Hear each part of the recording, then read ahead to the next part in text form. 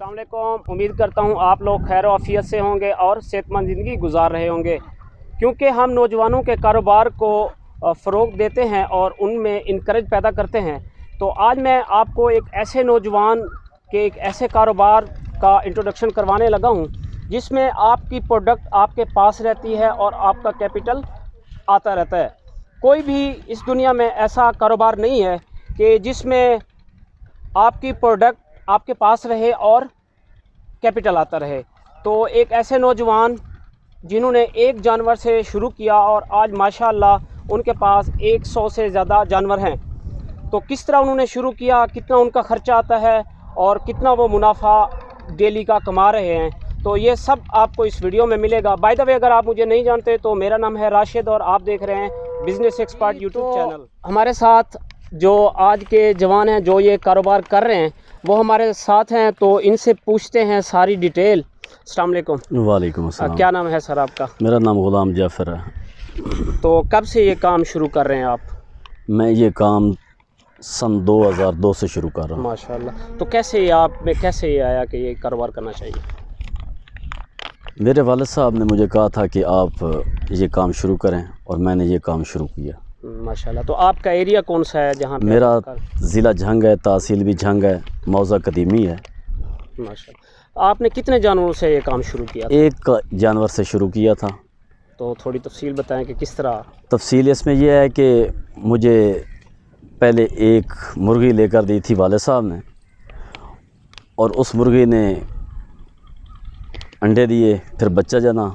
वो मुर्गी और बच्चे उन्होंने मेरे से ख़रीद लिए 400 रुपये में, और फिर कुछ दिनों के बाद बकरी ने कुछ बच्चे दिए, तो उनमें से एक बच्चा उन्होंने मुझे दे दिया, और एक साल के बाद वो बच्चा 6000 में उन्होंने मुझसे ले लिया।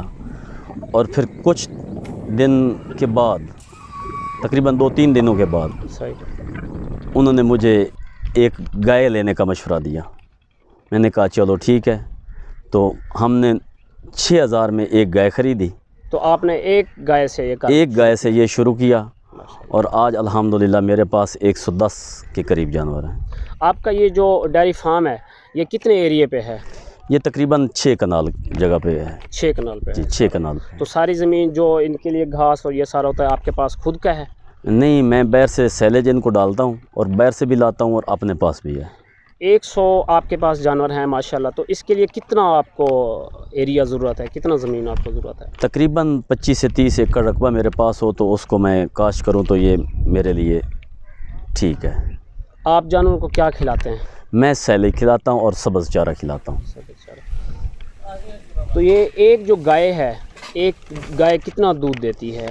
ये एवरेज के ऊपर आजकल जो एवरेज चल रही है वो 17-18 लीटर चल रही है। उसमें कुछ जानवर ऐसे हैं कि जो 6-7 माह के प्रेग्नेंट भी हैं, और कुछ जानवर ऐसे हैं कि जो अभी पीक पे हैं, तकरीबन 35, 30, 32, 34 लीटर दूध देने वाले हैं। तो ये जो आपके पास गायें हैं ये कौन सी नस्ल की हैं? ये साहिवाल और फ्रीजियन क्रॉस है। सारी फ्रीजियन? हाँ, सारी फ्रीजियन क्रॉस है। तो इनके जो बच्चे पैदा होते हैं, बच्ची या बच्चे, वो आप खुद रखते हैं या उनको सेल कर देते हैं आगे? सेल तो बछड़ियाँ जो हैं वो मैं सेल नहीं करता, और बछड़े जो हैं वो सेल कर देता हूँ। सेल कर देते हैं। तो उसके बाद अगर मैं कहूँ कि इस पे कितना ख़र्चा आता है एक गाय पे, और कितना साल के बाद ये बच्चा दे देती है? ये तकरीबन 14-15 माह में प्रेग्नेंट हो जाती है, और 22-23 माह के बाद ये बच्चा दे देती है। माशाल्लाह। अभी आपके पास 100 जानवर हैं जी। तो आप इनका दूध किसको प्रोवाइड करते हैं? मैं इनका दूध नेस्ले को दे रहा हूँ। तो वो किस रेट पे आपसे लेते हैं? रेट तो बहुत कम है, आजकल की जो महंगाई है उसके हिसाब से तो रेट बहुत कम है, लेकिन इनका ये है कि ये इनके पेमेंट का मसला नहीं होता, पैसे अकाउंट में आ जाते हैं, वो टाइम से आ जाते हैं। कितना अर्से के बाद आपको ये पेमेंट दे देते हैं? ये हर वीक की पेमेंट होती है इनकी। वो हर वीक के अंदर ये पेमेंट हमें मिल जाती है। वो बुध वाला दिन जो है उसको पेमेंट हो जाती है।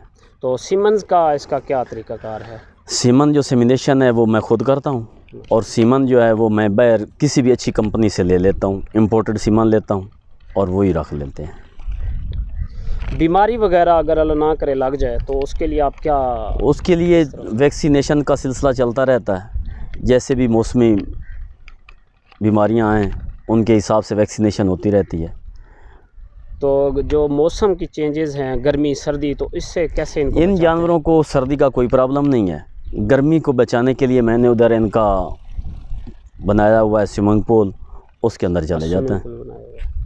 तो कितने बंदे आपने रखे हुए हैं इनको सारा कंट्रोल करने के लिए, सारे जानवरों को? मेरे पास तकरीबन 4 आदमी हैं जो इनको कंट्रोल कर रहे हैं। उसके अलावा आप खुद भी? मैं उनके साथ खुद भी।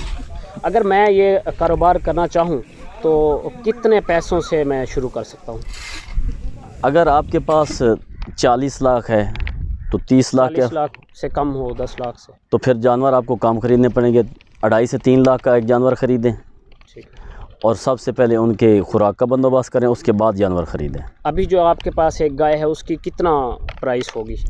ये मेरे पास 2.5 लाख से लेकर 5 लाख तक प्राइस की गाय हैं। अगर मैंने कोई जानवर ख़रीदना हो तो उसमें क्या चीज़ आप क्या देखते हैं ताकि वो मुझे बताएं? मैं तो बाहर से ख़रीदता नहीं हूँ, मेरे पास जानवर बज़ाते ख़ुद अपने हैं। अगर किसी को नसीहत करनी हो तो क्या? हाँ, तो ये कहेंगे? देखना चाहेंगे कि ये जानवर की जो है स्ट्रक्चर कैसा है, सही है, इसका अडर कैसा है, सही है, इसकी बॉडी कैसी है, सही है। दूध के हवाले से उसको देखेंगे, उसकी उम्र के हवाले से देखेंगे और फिर ख़रीदारी करेंगे।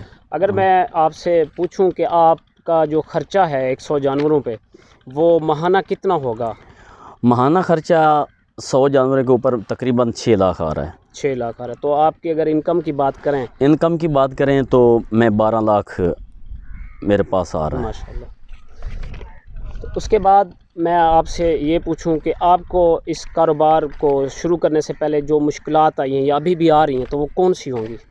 वो आजकल के दौर की जो महंगाई है उसकी वजह से काफ़ी परेशानियां आ रही हैं। हमारे जो दूध है उसका रेट बढ़ नहीं रहा और बाकी चीज़ें जो हैं उनका ऑलरेडी हर चीज़ का रेट जो है वो बढ़ रहा है। सैलेज जो है वो आप किस तरह तैयार करते हैं? सैलेज को तैयार करने का तरीक़ाकार तो हर आदमी का अलग होता है, लेकिन मेरे पास जो तरीक़ाकार है, मैंने अपनी सैलेज मशीन रखी हुई है, मैनुअल ट्रैक्टर के ऊपर चलाता हूँ। और मक्की जो है वो बाहर से परचेज़ करते हैं, वो इधर आके हम बैंकर के सामने मशीन लगा देते हैं और उसके ऊपर हम उसको क्रश करके डंप कर देते हैं। इस तरह आपको खर्चे में बचत भी आती है? हाँ, खर्चे में भी बचत आ जाती है और उसकी क्वालिटी जो है वो हमारी नज़रों के सामने होती है। जो बाहर से सैलेज हम लाते हैं तैयार शुदा, उसके अंदर वो क्वालिटी नहीं होती क्योंकि उसके अंदर दाना नहीं होता, तो ये प्रॉब्लम होता है। अगर मैं कोई हमारे जो व्यूअर्स हैं वो अपना कोई कारोबार ये शुरू करना चाहें तो आप उनको क्या एक ऐसी नसीहत करेंगे कि वो अपना जो मुनाफा है उसको इंक्रीज़ कर सकें और जो लॉसेस हैं वो अपना कम कर सकें? वो खुद ही हैंडल करें इस मामलात को, लेबर के ऊपर नहीं छोड़ें। अपना काम जो है वो आप ख़ुद भी करें और लेबर के सर के ऊपर खड़े होकर काम करवाएं। जी नाजरीन, तो ये थे मोहम्मद जाफ़िर जो झंग के रिहायशी हैं। तो ये अपना कारोबार कर रहे हैं और एक नए आइडिया के साथ, एक नए बिज़नेस के साथ हम मिलते हैं। अगर आपके पास कोई नया आइडिया है तो आप हमारे साथ शेयर कर सकते हैं। तब तक के लिए अल्लाह हाफ़िज़।